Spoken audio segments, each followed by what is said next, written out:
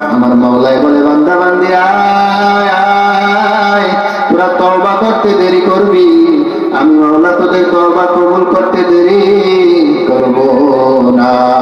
ভাইরা পয়গম্বর মুসা আলাইহিস সালাতু ওয়াস সালামের জামানায় কারুন ছিল, কারুন যাকাতকে অস্বীকার করছিল।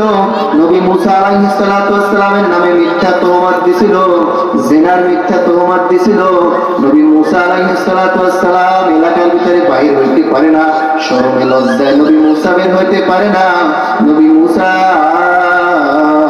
আল্লাহর কাছে দরখাস্ত করল, মালিক কারণ আমার নামে মিথ্যা অপরাধ দিছে, কারণ আমার নামে মিথ্যা তহমত দিল। নবী মুসা আলাইহিস সালাতু ওয়াস সালাম যখন এই কথা বলল, আমার মাওলা ডাক দিয়া বলে, নবী মুসা তুমি যাও, যাও, তোমার বিচার তুমিই করবা, আমি জমিনকে তোমার তাবে বানায় দিলাম। জমিন মুসা আলাইহিস সালাতু ওয়াস সালামের তাবে হয়ে গেল। জমিনকে মুসা আলাইহিস সালাতু ওয়াস সালাম হুকুম দিল, ও জমিন কোথায় কারুন আছে আমার সামনে নিয়ে আসো। ভাইরা মুসা আলাইহিস সালাতু ওয়াস সালাম যখন বলল, সঙ্গে সঙ্গে জমিন সংকীর্ণ হইয়া কারুনকে সামনে নিয়ে আসলো। সামনে নিয়ে আসার পর ডাক দিয়ে বলতেছে, কারুন তুই আমার নামে মিথ্যা অপবাদ দিছ, তোর এখন শাস্তি হবে। কারণ ডাক দিয়ে বলতেছো, নবী মুসা আপনি আমাকে মাফ করিয়া দেন, আমি মিথ্যা তহমত দিছি, আপনি আমাকে ক্ষমা করিয়া দেন। ভাইরা মুসা আলাইহিস সালাতু ওয়াস সালাম বলতেছেন, না না, তোকে ক্ষমা করা যাবে না। মুসা আলাইহিস সালাতু ওয়াস সালাম ডাক দিয়া বলে, জমিন কারুনকে তুমি তোমার ভিতরে ঢুকাইয়া ফেলাও। কারুনকে যখন মুসা আলাইহিস সালাতু ওয়াস সালাম হুকুম দেওয়া মাত্র কারুনকে মাটির ভিতরে অর্ধেক গাইরা ফেলাইলো, হাঁটু পর্যন্ত। মুসা আলাইহিস সালাতু ওয়াস সালাম এবার বলতেছে, কারুন আবার বলতেছে, মুসা আমাকে মাফ করিয়া দাও। ভাইরা মুসা আলাইহিস সালাতু ওয়াস সালাম যখন আবার এই কথা কারুন বলল, মুসা আলাইহিস সালাতু ওয়াস সালাম বলে, না, তোকে মাফ করা যাবে না। জমিন তুমি আরো তোমার ভিতরে কারুনকে ঢুকাইয়া ফেলাও। কারুনকে আরো জমিনের ভিতরে ঢুকাইয়া ফেলাইলো। তিনবার এইভাবে মাফ চাইছে, কারুনকে মাফ করে নাই। আমার আল্লাহ ডাক দিয়া বলে, মুসা কারুন যদি আমার কাছে একবার মাফ চাইতো, আবার তোর কাছে তিনবার মাফ চাইছে। প্রথম মাফ চাইলো, দ্বিতীয়বার মাফ চাইলো, আবার তৃতীয়বার মাফ চাইলো। কারণ যদি আমার কাছে একবার মাফ চাইতো, আমি মাওলারে মাফ কইরা পারতাম না রে মুসা। আমি মাওলা বড় দয়াল। তাই আমি আপনাদেরকে বুঝাইতে চাই, পাহাড় পরিমাণ গুনাহ কইরা ফেলাইছি। আমার গুনার, আপনার আমার গুনার কোনো সীমা নাই। আমার মাওলায় বলে, সাবাকাত রাহমাতি আলা গাদাবি, এ বান্দা আমি মাওলার রহমত তোর রাগের কাছে প্রাধান্য পাইয়া যায়, আমি মাওলার দয়া তোর গুনার কাছে প্রাধান্য পাইয়া যাইবে। আমি মাওলায় তোকে ডাকি, কুল ইয়া ইবাদি আল্লাযীনা আসরাফু আলা আনফুসিহিম লা তাকনাতু মির রাহমাতিল্লাহ ইন্নাল্লাহা ইয়াগফিরুয যুনুবা জামিয়া ইন্নাহু হুয়াল গফুরুর রহিম। হে বান্দা বান্দি আয় আয় আয়, আমি মালিকের দরবারটা নৈরাশের দরবার না, আমি মালিকের দরবারটা তারা দেওয়ার দরবার না, ভাগায় দেওয়ার দরবার না। ওরা কত গুনাহ করছ, আমি মাওলাকে ডাকতে দেরি, আমি মাওলা মাফ করতে দেরি করব না। ভাইয়া কারা কারা মাওলাকে খুশি করিয়া, মাওলাকে খুশি করিয়া, রাসূলকে খুশি করিয়া, ঈমান আমল ঠিক করিয়া মাওলার কবরে যাইতে চাই? জোরে একটা আল্লাহ কইয়া ডাক দে, আর জোরে ডাক দে আল্লাহ, আর জোরে ডাক দে আল্লাহ। আল্লাহ আপনি আমাদের সকলকে মাফ করিয়া দেন। যতটুকু আলোচনা করলাম, আলোচনার ভুল ত্রুটি ক্ষমা করে দেন, আল্লাহ আপনি কবুল করিয়া দেন। আসসালামু আলাইকুম ওয়া রাহমাতুল্লাহি। আসসালামু আলাইকুম ওয়া রাহমাতুল্লাহি ওয়া বারাকাতুহু। আলহামদুলিল্লাহ নাহমাদুহু ওয়া নাস্তাঈনুহু ওয়া নাস্তাগফিরুহু ওয়া নু'মিনু বিহি ওয়া নাতাওয়াক্কালু আলাইহি ওয়া নাউযু বিল্লাহি মিন শুরুরি আনফুসিনা ومن سيئات أعمالنا من يهده الله فلا مضل له ومن يضلله فلا هادي له ونشهد أن لا إله إلا الله وحده لا شريك له ونشهد أن سيدنا ومولانا محمدا عبده ورسوله أما بعد فأعوذ بالله من الشيطان الرجيم بسم الله الرحمن الرحيم إلا من تاب وآمن وعمل عملا صالحا فأولئك يبدل الله سيئاتهم حسنا أما بعد فأعوذ بالله من الشيطان الرجيم قال رسول الله صلى الله عليه وسلم إنما الأعمال بالنيات صدق الله مولانا العظيم সকলে একটু মুহাব্বতে দুরূদ পড়ি আর একটু সামনে আগাই বসি আমরা আল্লাহুম্মা সাল্লি আলা মুহাম্মাদ ওয়া আলা আলি মুহাম্মাদ কামা সাল্লাইতা আলা ইব্রাহিম ওয়া আলা আলি ইব্রাহিম ইন্নাকা হামিদুম মাজিদ আল্লাহুম্মা বারিক আলা মুহাম্মাদ وعلى آل محمد كما باركت على إبراهيم وعلى آل إبراهيم إنك حميد مجيد لا إله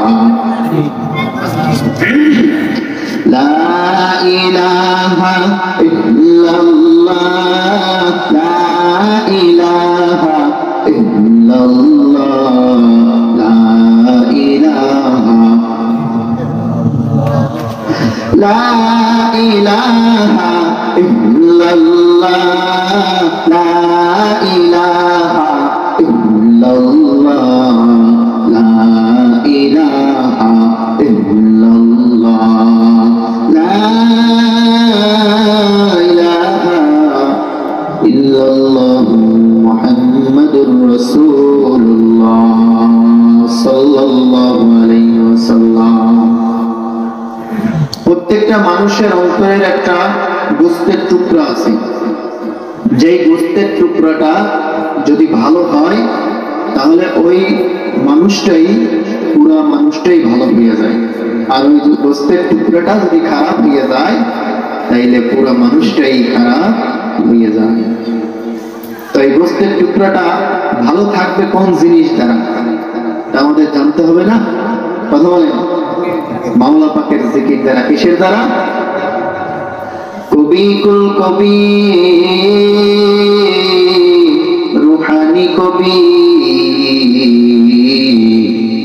আল্লামা শাইখ সাদি রাহমাতুল্লাহি আলাইহি বলেন ওই মানুষের গোশতের টুকরাটা যদি ভালো করবার চাও তাহলে সর্বদা মাওলা পাকের জিকির জবানে জারি রাখো লা ইলাহা ইল্লাল্লাহ জয় লা ইলাহা ইল্লাল্লাহ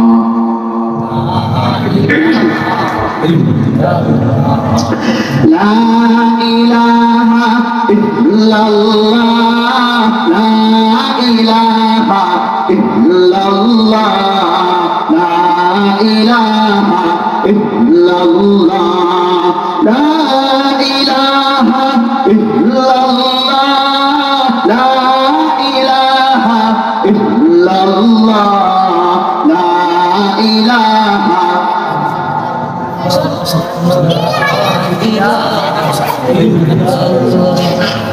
লা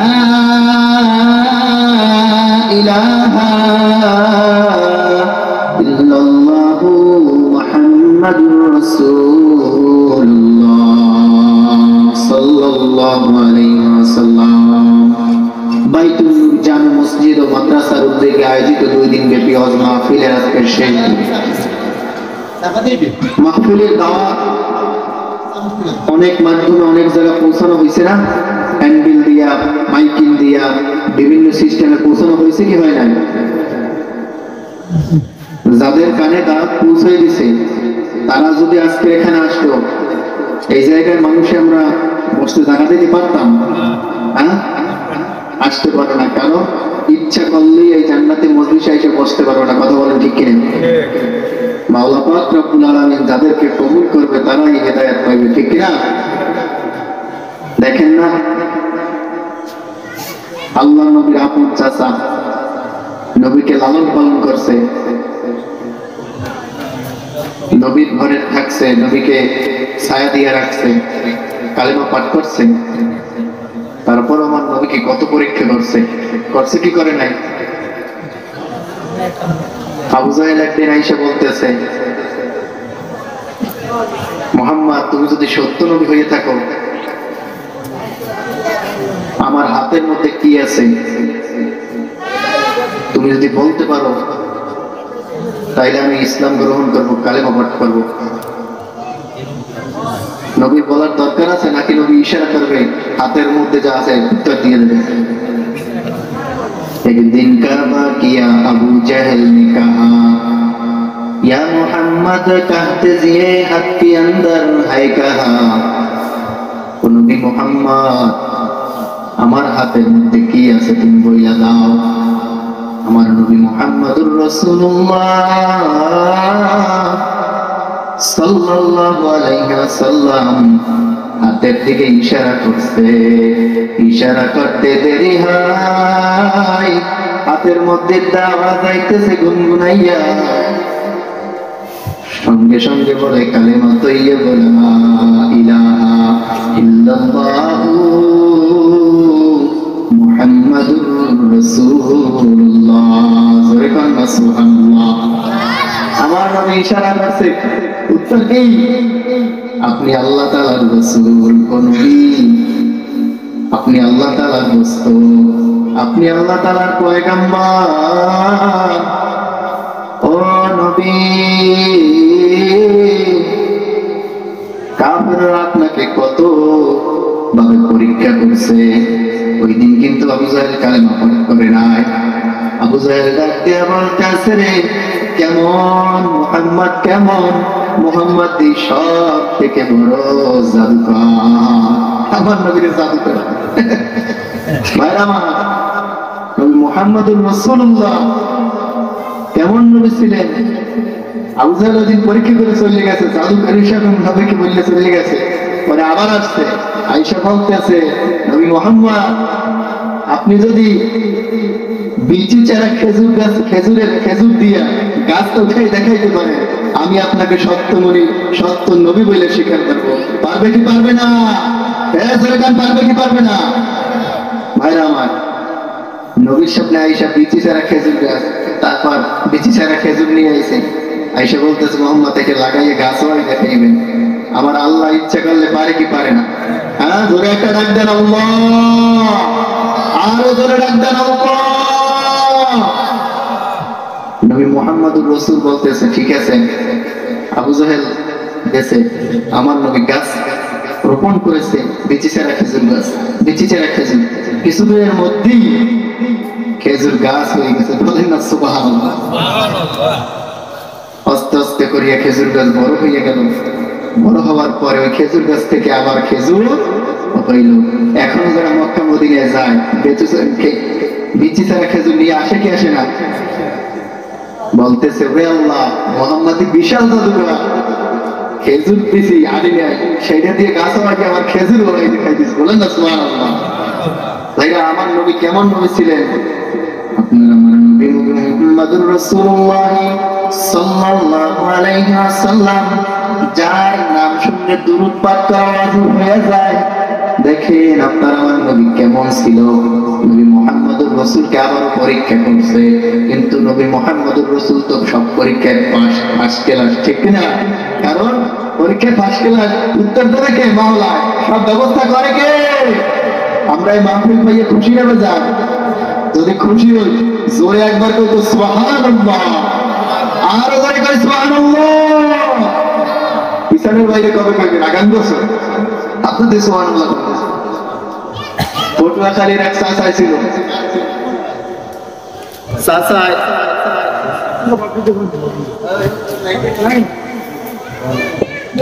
সে আর কি বাড়ির থেকে রওনা দিছে গরু কিনবার জন্য। জিজ্ঞেস করতেছে, যাওয়ার সময় ইমাম সাহেবের লগে দেখা হয়েছে। ইমাম সাহেব কোথায়? জিজ্ঞেস করতেছে, চাচা যান কই? আমি যাইতেছি গরু কিনতে। ইনশাআল্লাহ। ইমাম সাহেব হুজুর আমার টাকায় আমি গরু কিনবো, ইনশাআল্লাহ গরু কিনলে কেন? আপনি একটা ফাইজলামি শুরু করছেন। ঠিক আছে চাচা, সাবধানে যাবেন। ইমাম সাহেব হুজুরের কথা শুনে চলে গেছে পাগলায়। এবার গরু এক করে গরু কিনছে, গোড়ায় করে একবার টাকা দেবে, হাত দিয়েছে, দেখে পকেটের মধ্যে টাকা দেখে, মাথাটা নিচময় দিয়া সুন্দর বাড়ির দিকে আইছে। আমার সময় ইমাম সাহেবের লগে দেখা, জিজ্ঞেস করতেছে, কিছু চা গরু কেনেন নাই? ইনশাআল্লাহ আমার টাকা চোরে নিয়ে গেছে। কিনেছে? আমার টাকা চোরে নিয়ে গেছে। হ্যাঁ ভাই আমার, জায়গা মতো ইনশাআল্লাহ বলতে হবে, জায়গা মতো নারায়ে তাকবীর বলতে হবে, জায়গা মতো সুবহানাল্লাহ বলতে হবে, জায়গা মতো আল্লাহু আকবার বলতে হবে। কথা বলেন ঠিক কিনা? বেজাগায় যদি ইনশাআল্লাহ, বেজাগায় যদি সুবহানাল্লাহ বললে সমস্যা না। আজকের এই মাহফিলে আমরা জান্নাতের মজলিস মিলাইলো। এখানে এসে যদি বসতে পারেন, আমাদের সৈয়দ ফজলুল করিম রাহমাতুল্লাহ আলাইহি একটা কথা বলতেন মাহফিলে, যে বাবারা, যেখানে দ্বীনের আলোচনা করা হয়, কোরআনের মজলিস তৈরি করা হয়, ওই মজলিসের শুরু থেকে এই পোলাপানগুলো বলতে কাজা হবে। তাই পোলাপান বাবারা, যেখানে দ্বীনের আলোচনা করা হয়, কোরআনের আলোচনা করা হয়, ওইখানে যাই যদি বসতে পারো, শুরু থেকে শেষ পর্যন্ত যদি কেউ ওখানে বসে, কমসে কম তার আমল নামায় 50 লক্ষের নেকি কম জমা হইতেই পারে না। জোরে করেন সুবহানাল্লাহ। তাই আমি আপনাদের সামনে কোরআন থেকে ছোট্ট একখানা আয়াত তেলাওয়াত করলাম। আল্লাহ পাক রব্বুল আলামিন আপনাকে আমাকে দুনিয়ায় পাঠাইলেন নেক কাজ করার জন্য। কি করার জন্য? তো জোরে আওয়াজ দিয়ে বলেন, কি করার জন্য? আমরা দুনিয়া আছি নেক কাজ করার জন্য, ঠিক না? সাহাবায়ে কেরামদের মধ্যে প্রতিযোগিতা ছিল, কে কত বেশি নেক করতে পারবে। আর আপনার আমার মধ্যে প্রতিযোগিতা হয়েছে, কে কত বেশি গুনার কাজ করতে পারবে। কথা বলেন ঠিক কিনা?